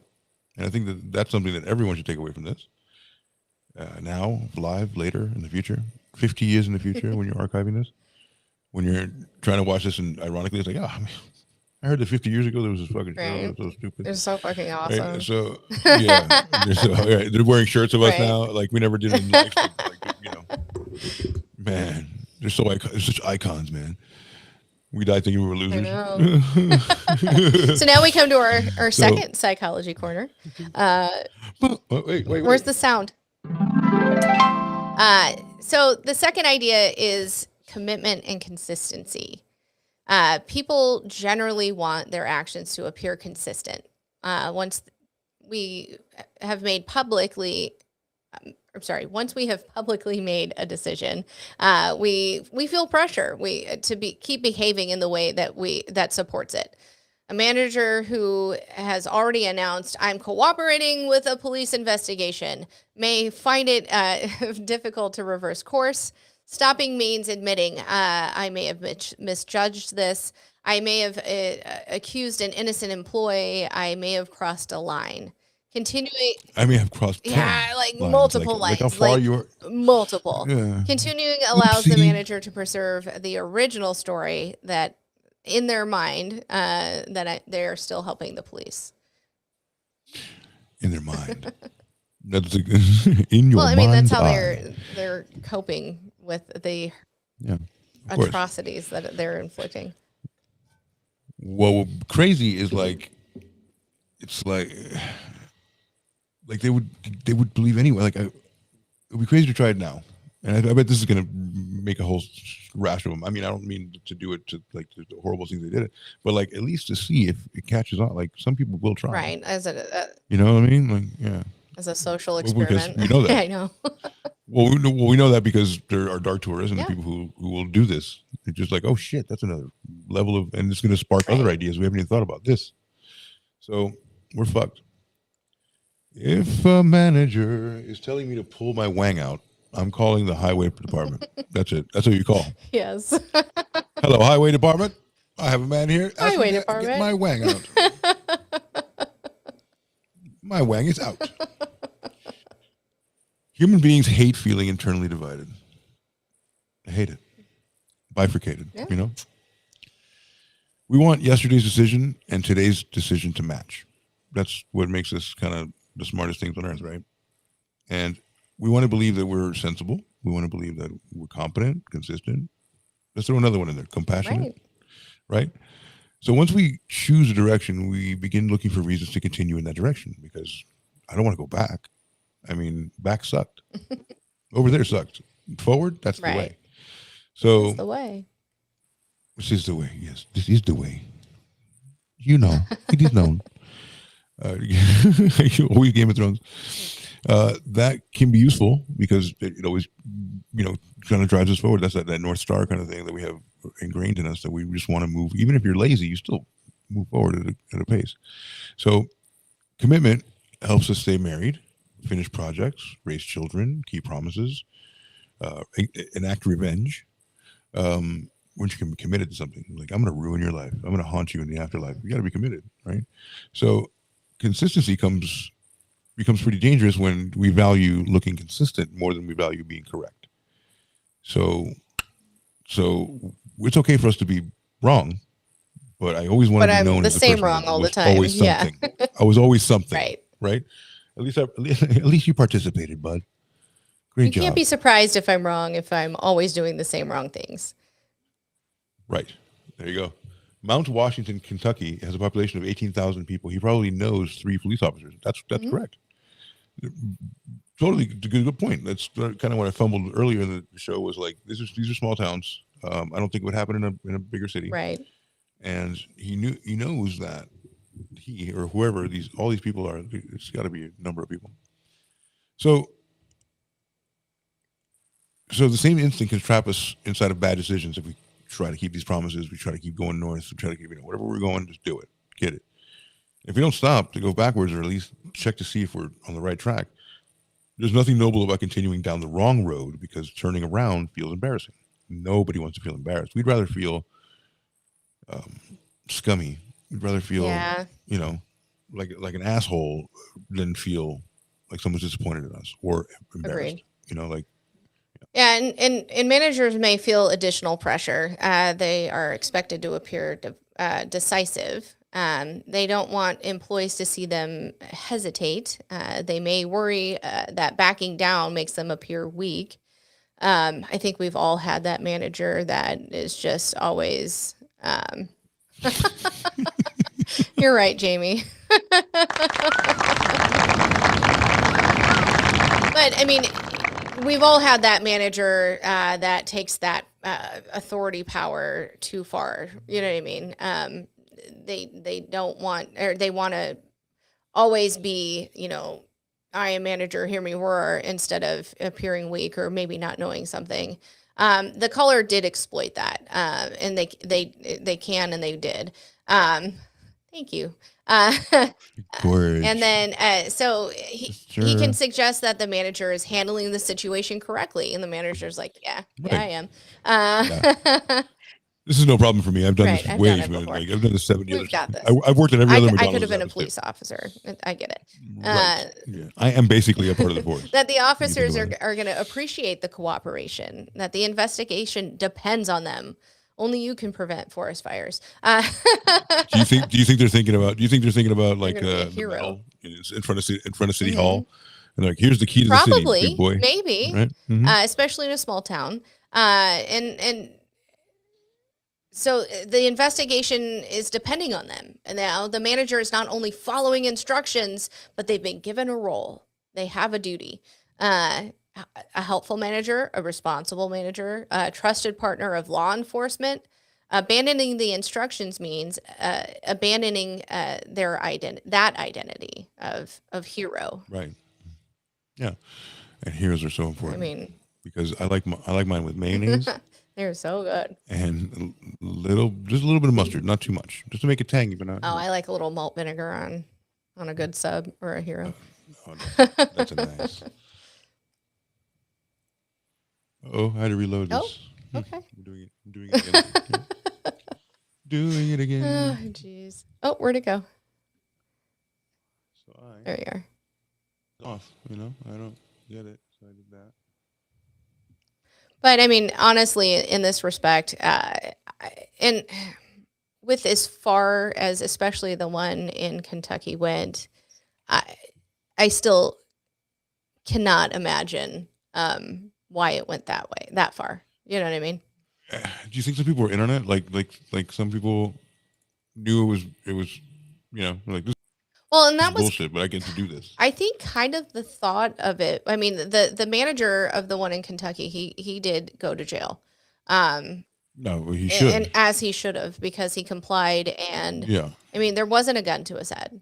There were sex acts that were performed, and it was just asinine on every level. I mean, there is in no fucking universe is there. There is no universe that would have somebody do that as a police investigation. The police shouldn't do that. I mean, are not supposed to. So. And are not qualified to, and should not. No. Right. So. Like all of the things. Yeah. So. And so. Do you have it back yet, or do you want me to continue? Yeah, you got to continue. Yeah, I'll just keep going and then we'll pick up. Yeah. So, Should I catch up? Yeah. So the important word here is the identity, identity. Manipulation becomes much stronger when it stops targeting behavior and starts targeting identity. You are a good manager. You are helping us. You are the only person I can trust. You don't want to interfere with an investigation. Now the request is connected to who you believe you are. If you refuse, you are not simply refusing an instruction. You're risking the identity the manipulator has handed to you. So, and sorry. Do you think people continue because they genuinely believe that the people continued because they genuinely believed the caller, or because admitting they no longer believe him would force them to confront what they have already done? It's about forcing Right. reality. I think there's a suspended reality that people are engaging in that it's Right. terrible, and that's the problem. So if you immediately say this is wrong, because I know that you know I know for a fact that this is not a viable option to go down. I can't go. I don't even know how to explain it. Like you can't. It's so dumb. It's so like in front of your. It's like a nose in your face. Right. Like you can't touch people. You can't tell people what to do. You know what I'm saying? Like, isn't that America? Aren't you in Kentucky? Right. You know what I'm saying? America is Don't tread on Kentucky. me. Sorry. Why are you treading on them? Oh, don't tread on them unless a treader treads on you, right? Right, I get it. Sure. I think I found a trick. All right. So, are we in cognitive dissonance? We're or right are we- before that, like right above it. Perfect. So that's an important word. Yep, I did that. Yeah. I did that. Identity. I did So that. We did Yep. that already. Go down. You did that. You just Right did that. above. Right. It was probably both. Probably both. Probably yes. Yeah. So the question was, just to recap. So do you think that people continue because they genuinely believe the caller, or because admitting they no longer believe him would force them to confront? I think like I told Tam when she asked me the question, I believe that it was you got to confront this, and it's a ugly pill to swallow. It's a big mirror, and it's going to make you confront a lot of stuff that you're suppressing. Right? It's like, no, there's no way I can be wrong about this. So it's probably both. And at first, belief creates the behavior, and then later, the behavior creates the belief.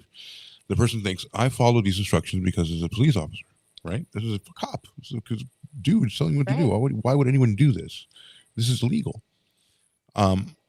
Then they quietly reverse it. So he must be a police officer because I follow these instructions. Like it's a self-fulfilling prophecy, right? So it's a trap. The action becomes the evidence for the belief. Let me say it again. The action becomes evidence for the belief. Okay. What a great name for an album. Yeah, you know what I'm saying? So, wait, we have another psychology corner. Perfect. The third idea is cognitive dissonance. So the phrase sounds academic, but its meaning is pretty simple. Cognitive dissonance is the mental discomfort we all feel when two beliefs collide. So, for example, I'm a good person and I'm participating in something cruel. Like, how can you be a good person, but also cognitively and willingly participate in something cruel? No? I didn't know the answer. Yeah. Okay, got you. So it's like, no. Yes. I don't like that. Those two beliefs cannot comfortably sit together. So the mind has to reduce the tension somehow. I'm doing something wrong, but that carries guilt, shame, possible consequences. You can't deal with that. Why would I'm a good person? The easier path is often to reinterpret the event. So this is not abuse. This is not police procedure. I'm sorry, this is a police procedure. This is not abuse. This is, we've only been following instructions that they've given us. I have no choice. She must have done something wrong. Why are they singling her out? How would they know who stays she is? But They gave me a description. But exactly. How we now cope with that is that we just flip it. Now it's like, okay, well, I have all these questions, so that is the reason. So I must not be doing anything wrong. All of those things are true. Right. And the victim's distress can actually make the manager more defensive.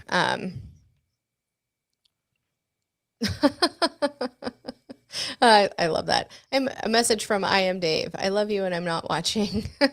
I love you and I'm not watching. Okay, thanks. This is a terrible show. Love you. Love you too, I guess. Night, my loves. See, we lost another one. So the victim's distress. She said in 2 weeks she'll do a show. That sounds good. Well, I'll make sure to make my appointment calendar reflect such a thing. I'm a terrible person. You're not. Okay. Nope. Say one more thing after that. You just comment one more thing so that it washes away. You don't want people to remember you like that. So the victim's distress can actually make the manager more defensive. The employee might cry, protest, beg to leave, say the situation is wrong. Instead of recognizing that reaction as evidence something is deeply wrong, the manager may interpret it as resistance, because accepting the employee's perspective would collapse the manager's entire justification. I mean, it's insane. Yeah, which is fucking insane. The whole thing is done. Right? The entire justification has to be revoked, and that's the thing where people think I'm cynical. I don't. I just extrapolate faster, a little bit faster, like to the end. I think men do that more, and then when we do, like, it's just we see a possibility, and we're like, oh, you're poo pooing it. It's like, no, but that can also happen. Right. You know. I'm gorgeous. You are. Yes, yes. Finally, yeah. You got a great rack. She does. Top notch. Great New York boobs. So, the more harm a person causes, the more desperately they may need to become the victim. I'm sorry, the victim to be guilty, right? Not become the victim, but actually the victim they're oppressing to be guilty. So, the more harm a person causes, the more desperately they may need the victim to be guilty. That makes a lot of sense because, like, look, I've done a lot of shit to you. You better have done something. But if you're guilty, it has just cause. It's all for naught. It's all for naught. Because if the victim is innocent, the person must confront what they have become, a monster. That's why, false accusations can become self-reinforcing because loves. The accuser does not merely want to prove the victim guilty. They may need the victim to be guilty in order to preserve their own self-image. So now it's flipped. Now it's like you're not even on that team anymore. Now you're on the team of like you become an oppressor. Right. Because of course you're gonna flip. And it's ugly. And so here's a critical fact. We need something for that. Here's the red button on the since that's red. Love it. Yum, yum. There's a critical fact. Big cat. The psychological mechanism does not remove personal responsibility. Understanding why someone obeyed is not the same as excusing what they did. Explanation and absolution are not the same thing. Okay? Just because you explain something and you're able to but he told me to articulate it, that doesn't mean you should do it. I know what a vat of muriatic acid is. Right? Like, should I get one? So, pardon me. You're good.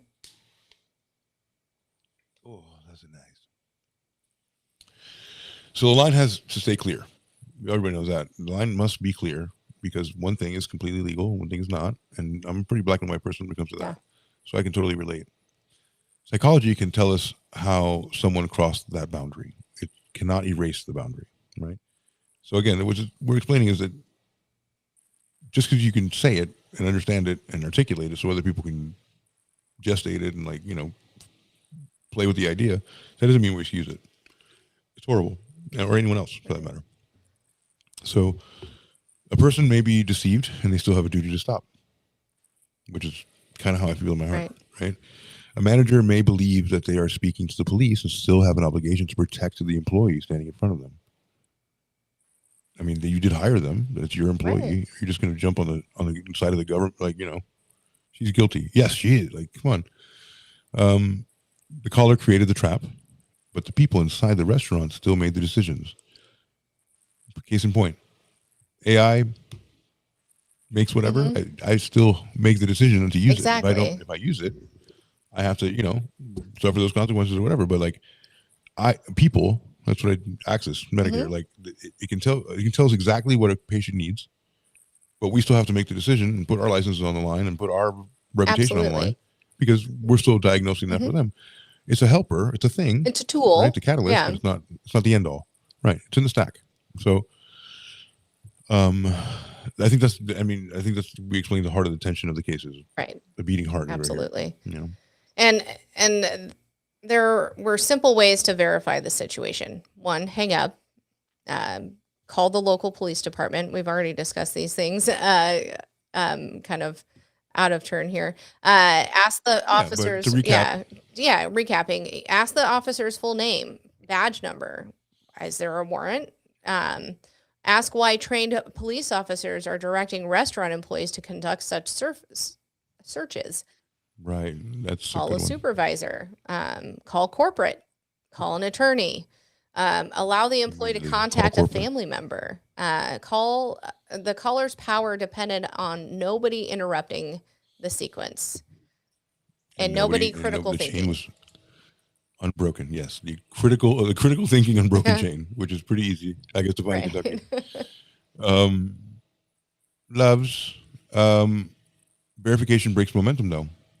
You know what I'm saying? So why the manipulators knew that and they discouraged it immediately, like question after question, kind of quick. They had a beautiful cadence to it because it was total command of a call. From a sales perspective, you're like, damn, Right. are you free for a seminar? Why isn't this guy a billionaire? Do you know what I mean? Yeah, You can make people do this. Are you a billionaire? Why Maybe can't he you is a talk billionaire. about other money? You know? I'm bored. I'm terribly bored. You want to call, McDonald's and have them strip search a young Right. lady?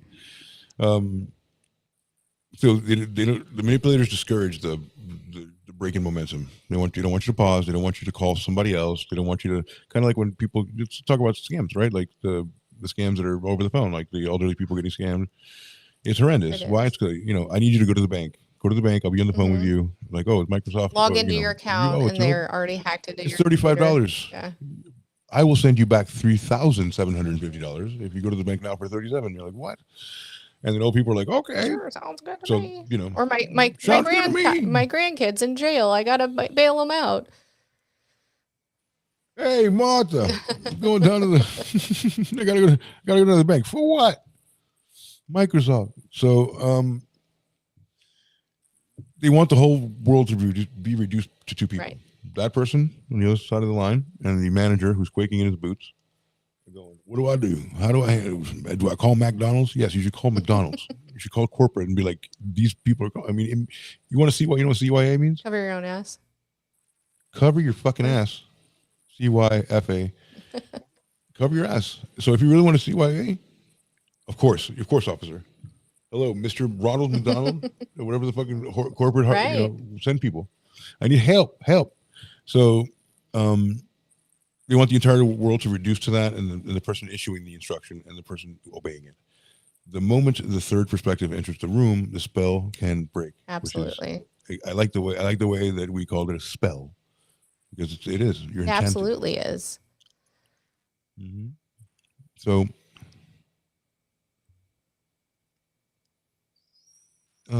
so think about it. Okay, so I don't have a. So imagine in your minds a staircase, right?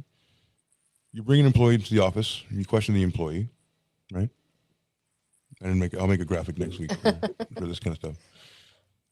You bring an employee to the office, you question an employee, you search the belongings, you search the clothing, you remove their clothing, you continue escalating instructions. I mean, I can't imagine this up here is wild, but like, it's fucking. but I mean, that's wild. It is. Like by the time you get to the top of the case, what are you doing? Finger stuff? So yeah. I mean, in the Kentucky case, yes, that all happened. Yeah, right. No single step explains the outcome. The sequence does. That's very important. It's actually a beautiful sentence. No single step explains the outcome. The sequence does, which I'm going to put right here. No regrets. Where would your breaking point have been? Would it have been bringing her to the office, searching her purse, searching her clothing, or would you have challenged the caller way before that? I'm sure I would have challenged the caller well before that. Maybe devil's advocate. Maybe I would have said, "Hey, I just got this weird fucking call. They said this. You know what I mean?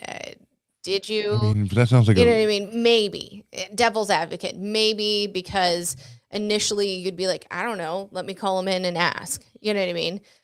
But after that, I would be like no, if you want to talk to, for one, you can either come in, or for two, I'll bring them down to the station. You know what I mean? Number one, come down so you can show me your warrant. Show me the proof. What's the probable cause? But now everybody knows this, right? You had to go to fucking criminology school to fucking know that shit before. But now, I mean, not in the 90s, but like. Well, you mean, I would say, I think as if I was an authority figure in a place of business like that, I would have been like, no, this seems fishy. This just doesn't seem right, and probably hang up the phone. Right. I just got a fucking prank call. Click. You know what I mean? Yeah, people didn't know what caller ID was. Mm-hmm. That was like brand new. *69. That's how they found some That's of it. what, Yeah. right. But I was like, oh, Star the old 69. star 69. I missed that. It's not just to avoid your crazy ex. It's to also Right. call back. Well, you star managers at 67 McDonald's. to block your number, star 69 Block it. to figure out who just called you. 411-143. 342 time. And I'm to get the time. I'm 5'8". I'm 5858. So, at what point does obedience become participation? Is the manager mainly a victim of manipulation or a perpetrator or both? Well, I think we all know the answer to that is both. True. Of course, you have to be. I mean, at that point, you're in it. Like you are 1000% an accomplice at that point. You can't. There's no way to get away from it. You know, you're a perpetrator. Absolutely. 1000%. And both can be true, but I think I'm leaning more for the perpetrator side. Like you're, to me, black and white, right? But some people say that both can be true. A person can be manipulated by someone above them and still have, like, while still harming someone below them, right? So like they can do, I guess, both things, but it's getting harder and harder to believe that, right? Because it's crazy. Sometimes control travels through people, and the caller controls the manager, and the manager controls the employee, and the employee absorbs the consequences, which is the person we talk least about now, right? That's how authority typically moves, and the person at the bottom is, the old saying, how shit trickles down. Shit doesn't trickle down to the bottom. These people are shitted, it goes downwards. So that's how authority moves. Yeah, I mean, and we've kind of been skirting through. We've been talking of we're being thought brokers right now. We're talking through the psychology and everything of it. Just for folks listening, again, we all kind of know the gist. But in the case of the Kentucky girl, she was. I was gonna bring up. Prior to getting to the questions and kind of ending our thoughts on it all, this young girl, she was 18. Her mom was sick. She was working to support the family and keep food on the table and all the things. She gets this call. Her manager brings her in. They make her strip. They give her an apron. That's all she had. They take her keys and everything out to the car. So if she was to escape, she'd have to leave only wearing an apron. They then the caller then directs the manager to have her do jumping jacks because they can no longer now prove that she stole anything. Maybe she's on drugs or drinking. And if she sweats, you can smell the alcohol or see the drugs. I'm not exactly sure. They just wanted to see her boobs. Exactly.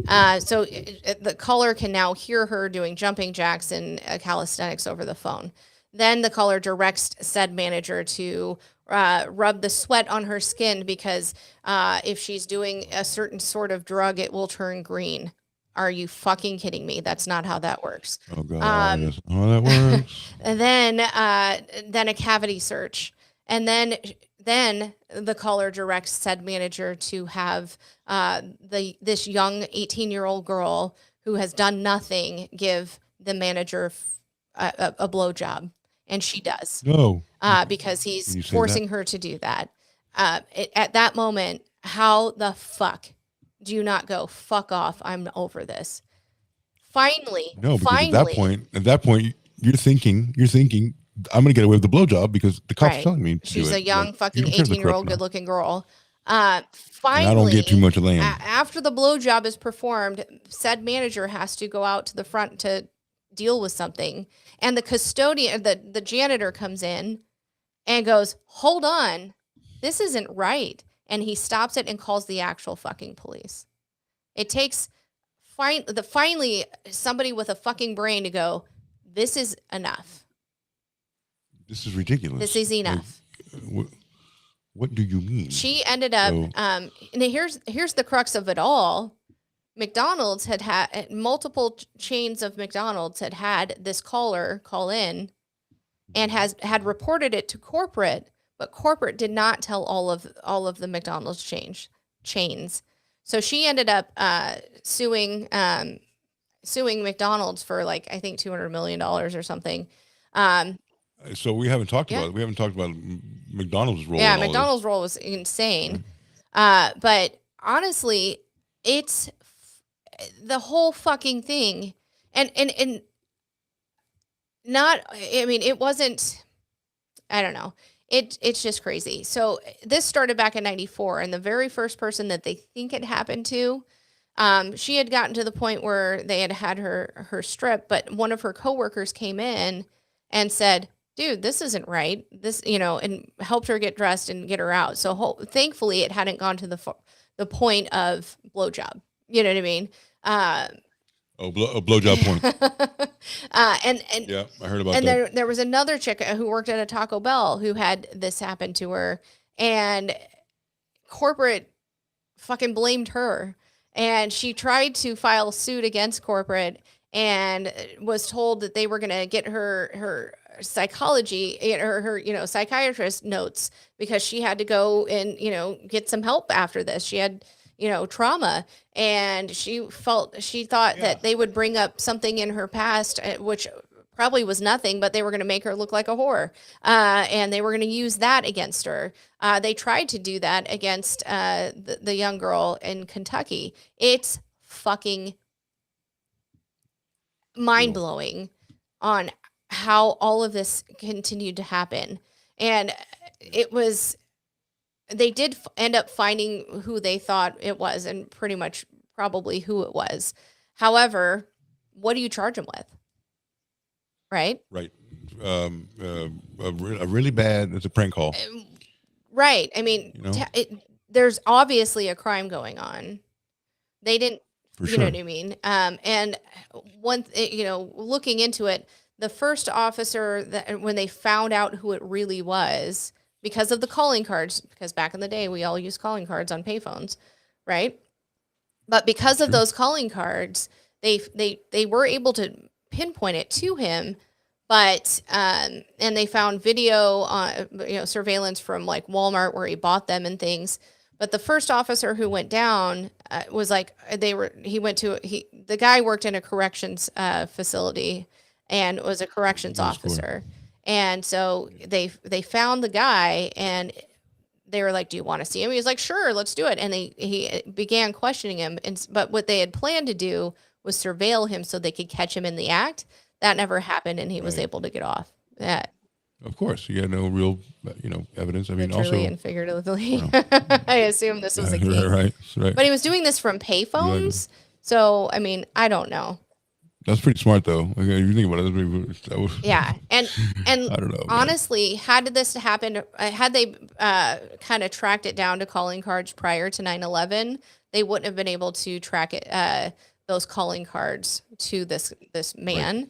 But because of 9/11 and the Patriot Act, they were able to find him. I don't know. It was just the one good thing the Patriot Act did. Right. But did it, because the guy still walks free, and he was acquitted. So What the twist?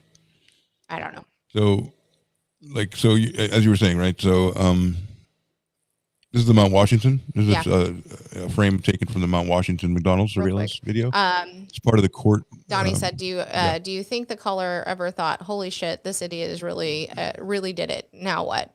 Yeah, I do. I think he kept thinking of more. Let's see how fucking crazy I can get and see what they can do. They will do.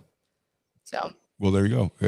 In this frame taken from the Mount Washington McDonald's surveillance video, a part of the court employee Louise Ogborn, which is this girl right here, expresses shock when the assistant manager Donna Jean Summers tells her the caller on the phone, who identifies himself as Officer Scott, that's it, said Ogborn would have to be strip searched. One lawyer described the caller as a freak who plays God. Yeah. Put your finger in her, right. Jean. Donna Jean Summers, put your finger in her. My God. I thought, quote, I thought we had an airtight case, Stump said, lawyer, recalling how a security video at Walmart seemed to show David Richard Stewart had purchased the calling cards used in the hoaxes. Stewart, who faced up to 15 years in prison, was acquitted on charges of falsely impersonating a police officer and soliciting sodomy. Sodomy. The series That was a also good stutter. sodomy.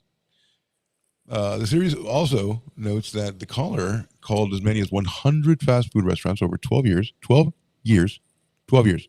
The duped managers were, okay, oh, it's him again.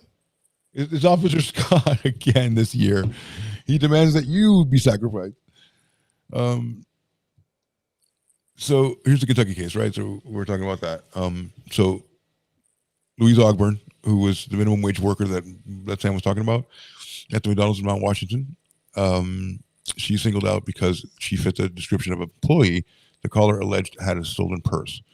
So this is over a stolen purse, right? She said later, deposition, that she begged to be taken to the police station. She had taken the job after her mother lost her job. So imagine that. You still work at McDonald's because your mom had lost her job. Yeah, you got to provide. The diner, and now you got to provide. And then this happens, you know. What was Louise Ogburn's settlement amount? It was I $6 think we're talking million about or something. $6.1 million verdict against the McDonald's. That, well, it's nothing. That's like one day of like fries. Right. Of just like selling fries. Not even. Yeah. Maybe not. No, more than that. So, who is David Richard Stewart, and what was he accused of doing at McDonald's? David R. Stewart was charged with soliciting sodomy, and impersonating a police officer, but acquitted at the trial in Bullitt County, Kentucky. Oh, like Bullet Rye. I get it. Okay, that's Bullet Rye. Yeah. Got you. You learn something every day. He now lives in New York State, of course. According to Nexus, a database, at the time of his arrest, he was married, father of 5, working at a prison guard in Florida, as Sam already told us, and he denied making the calls. He denies it. Take off her clothes. It has to be somebody in like the system that understands the system a bit, right? Well, and he was obsessed with being an actual police officer. I think he took the test multiple times and couldn't make it. So, correction officer it was, Right. So let's go a little deeper and then we can wrap this up. So Detective Buddy Stump, the rookie Mount Washington, Kentucky detective who tracked down the charged Stewart, has retired since then, right? But Walter W. Nix Jr., who claimed he forced Ogburn to sodomize him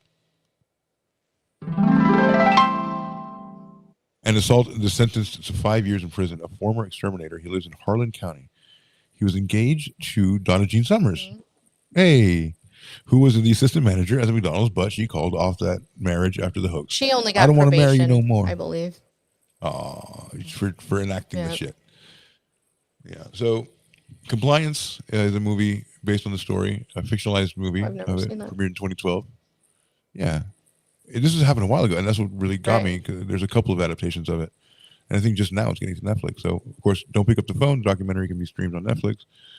We don't work for them, but Netflix, we are open to a sponsorship. We are. This article originally appeared in the Louisville Courier. So, and they said if the case against McDonald's was one of the biggest case they had ever had, biggest case they had like that. At that moment and in that county, they had never seen something so big, because the lawyer was they were going for like 200 million, I believe, and yes, they this is like unthought they got 6 million, and they were happy with that. At least some justice was served, but some and I'd be like, more justice, please. Yeah, I mean. And she was so brave to go up on stand and take the scrutiny of the defense for McDonald's. They were like, well, why didn't you just leave? And her lawyer was like, because I need my job. Well, right. And her lawyer was like, they took her clothes and keys out to her car so she would have to walk through there naked. Why the fuck would she think she could? You know what I mean? She can't. She couldn't. You could have just left, or you could have said, you could have not. You could have dressed more, whatever. You heard what I meant. So, okay, I'm gonna ask you this final hurdy question, and it's gonna hurt you. Because I'm gonna put you in there. Okay. What if What if they would have done it to one of your girls? I'd, How would that affect, like, from a parent's I'd be in perspective? jail for life. What would you have done? I would have probably tried to murder the manager and hunt down the fucking caller. Yeah. Mainly the manager I agree. because they fucking did it. And they didn't have the fucking wherewithal to know that this is fucking wrong. Yeah, and at that point, you're like, I'd be in jail for life. I would. it depends. If it goes all the You way hurt my like that, fucking kids, I'm gonna it's- fucking kill you. Pretty much. I'm not a parent, and I get it. I get it. You do. I get it. I am deeply, deeply disgusted by any of that. And yeah, I'd be like, you trying to ride? They touched my little girl. I was like, let's Yeah. ride right Yep. now, right now. So horrible. Gosh, looks like we have 2 hours are up. Yeah. I'm sorry for everyone. We've lost your lifeline in your education system. I'm so sorry.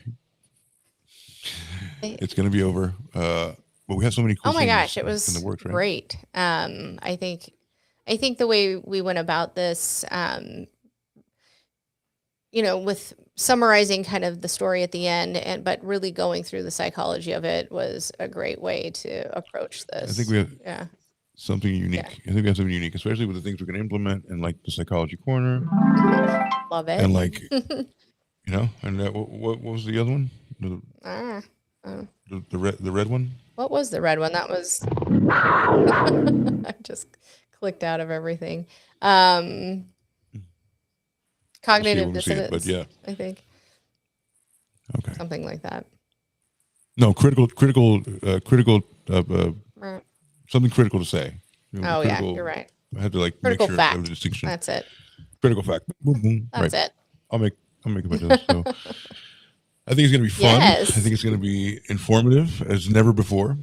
And we were made for this. We were made for this shit. If anyone has a case study like this that they'd like us to go through, we would love to take it on. Let us know on the back channel.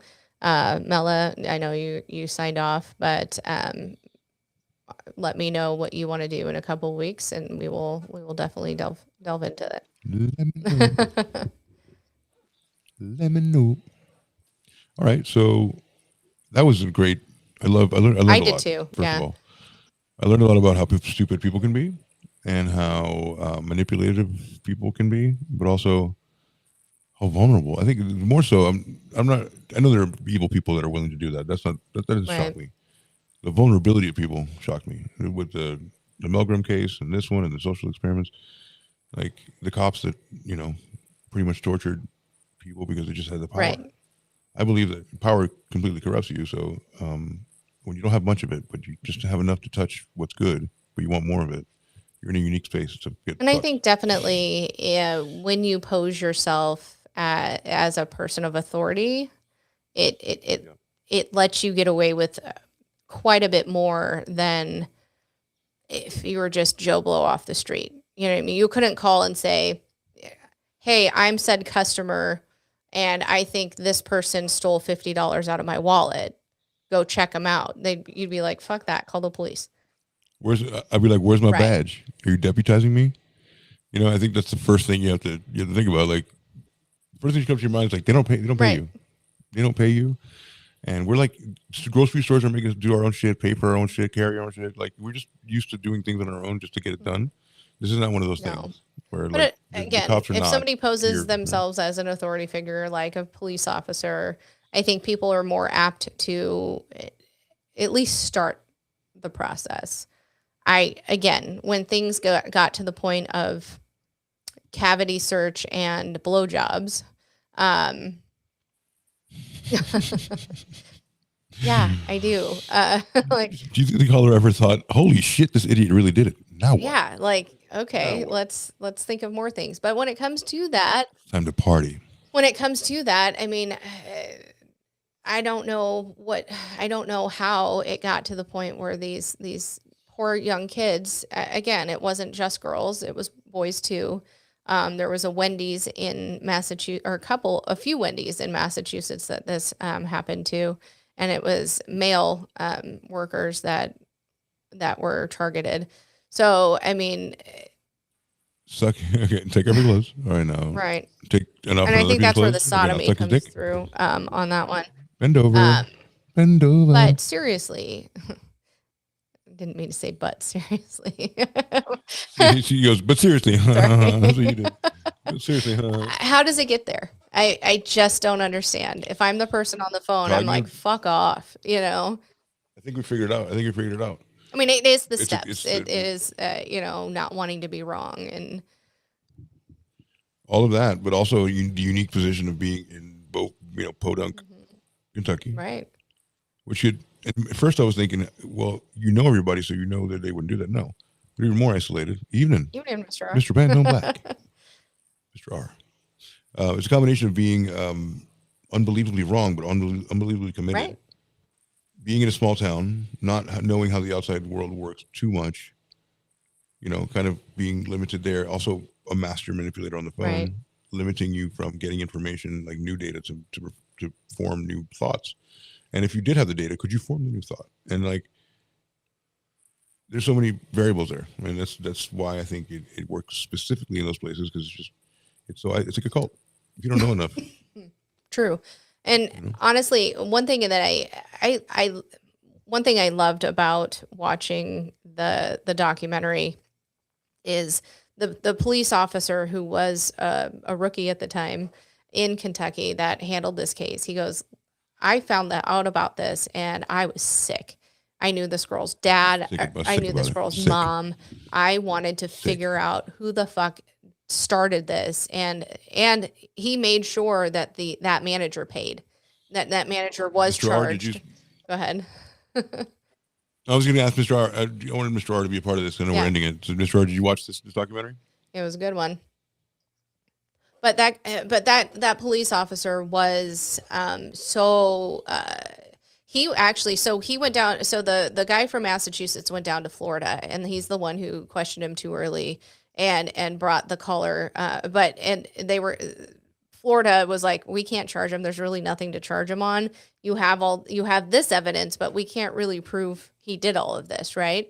And so the Kentucky guy goes, hold on, doesn't mean I can't. So they issued a warrant for him, and then they had him arrest him down there from the warrant in Kentucky for this specific thing.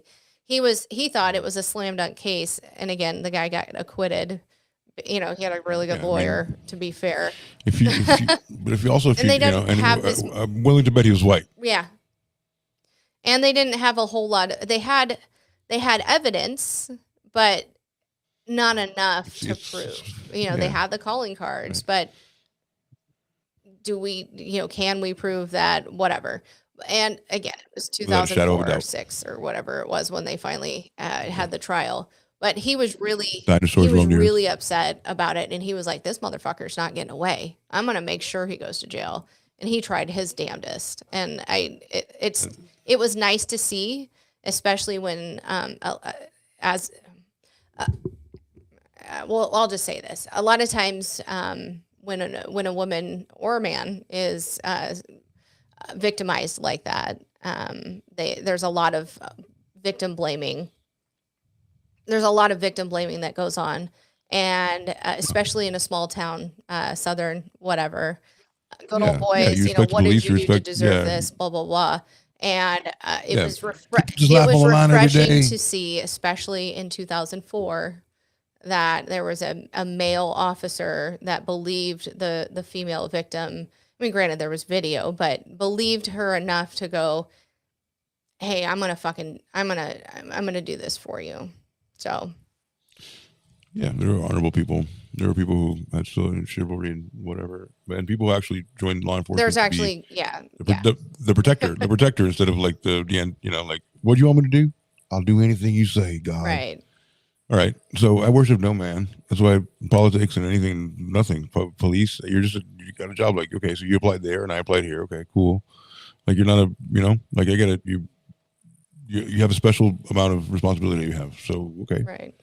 So have it. Right. So Donnie says, even if you ask for a badge number, how would you know my badge number isn't 183? You're right. Or Officer Jones? Correct. That's why you hang up and call the actual fucking police. Well, you don't put that together because you're so confident. You're like, oh, this is Officer Scott. Right. From the, whatever, fucking Down the street police department. In a town of 18,000 people, I don't know. You wouldn't know every fucking police officer, but you, as Donnie said earlier, you would know enough of them that there's probably not an Officer Scott. And let me call one of my buddies that I actually know. Yeah. What are the chances there's like an Officer Harlan Williamson or something? Probably pretty good. Harlan Jenkins, the 23rd. All right, we could talk all night about this. Sure can. Or I can eat something because I'm on a diet and I'm starving. Fucking starving, Marvin. Oh.